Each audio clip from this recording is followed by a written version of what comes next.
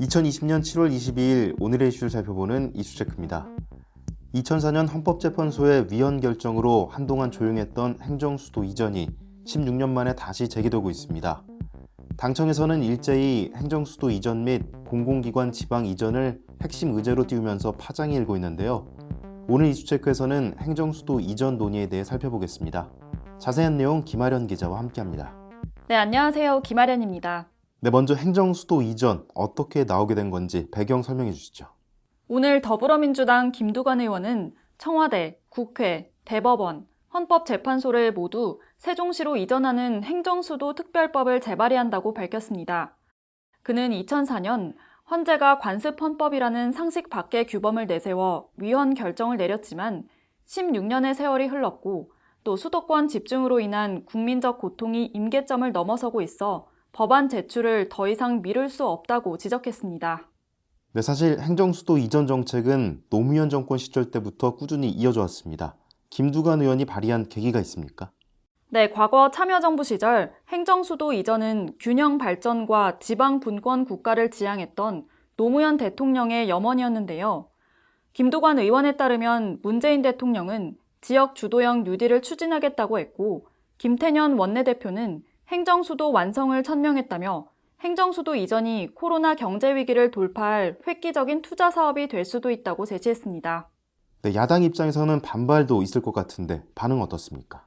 네, 주호영 원내대표는 민주당의 행정수도 이전 주장은 부동산 정책 실패를 모면하기 위해 꺼낸 주제라고 비판했습니다. 정의당도 행정수도 이전은 국면 전환용이 아닌지 의구심을 드러내며 구체적인 실행 방안을 요구했습니다. 한편 민주당 김태년 원내대표는 어제 본격적인 논의를 위해 행정수도 완성 특별위원회를 구성하자고 제안했는데요. 행정수도 이전 제안이 일회성이 아니라 구체적 논의를 통한 실행을 염두에 둔 것임을 강조하는 것으로 풀이됩니다. 네, 정치권 이외에 여론의 반응은 어떻습니까? 네, 여론조사 전문기관 리얼미터가 오늘 공개한 여론조사에 따르면 국민 과반이 찬성한다는 결과가 나왔는데요. 응답자 53.9%가 이전 찬성, 34.3%가 이전 반대라는 답을 했고 잘 모름은 11.8%였습니다. 네, 찬성과 반대, 지역별로도 차이가 있을 것 같은데 어떻습니까? 네, 찬성률이 가장 높은 지역은 광주 전라가 68.8%로 대전, 세종, 충청 지역보다도 2.7%포인트 높았습니다. 또 기타 권역은 부산, 울산, 경남, 경기, 인천, 강원, 대구, 경북, 서울, 제주 순이었습니다. 서울 지역에서는 이전 반대가 45.1%로 5차 범위 안에서 찬성 여론을 앞섰습니다. 또 차기 2022년 대선을 앞두고 캐스팅 보트로 꼽히는 충청권 민심의 중요성이 커지면서 지역 여론도 중요한 변수일 것으로 보입니다. 이번에 나온 행정수도 이전 논의가 실패한 부동산 정책에 시선을 돌리려 하는 것 아니냐 이런 말도 나오고 있는데 반응은 어떻습니까? 네, 그렇습니다. 일부 전문가들에 따르면 과거 정부 청사를 세종으로 옮긴 뒤 서울 집값이 내려가지 않았고 오히려 더 많이 올랐다는 점을 지적했습니다.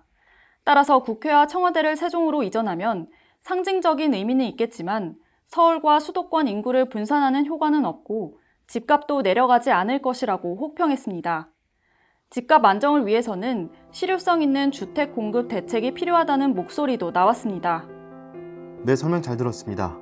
균형 발전 측면에서 공식 제기된 전면적인 행정수도 이전 정책은 참여정부 시절부터 이어져 왔습니다. 여권에서는 과거 위헌 결정에 대해 법 개정으로 추진 가능하다는 입장인데요. 충분한 여론 수렴을 통해 여야 간 협의가 필요해 보입니다. 이슈체크였습니다.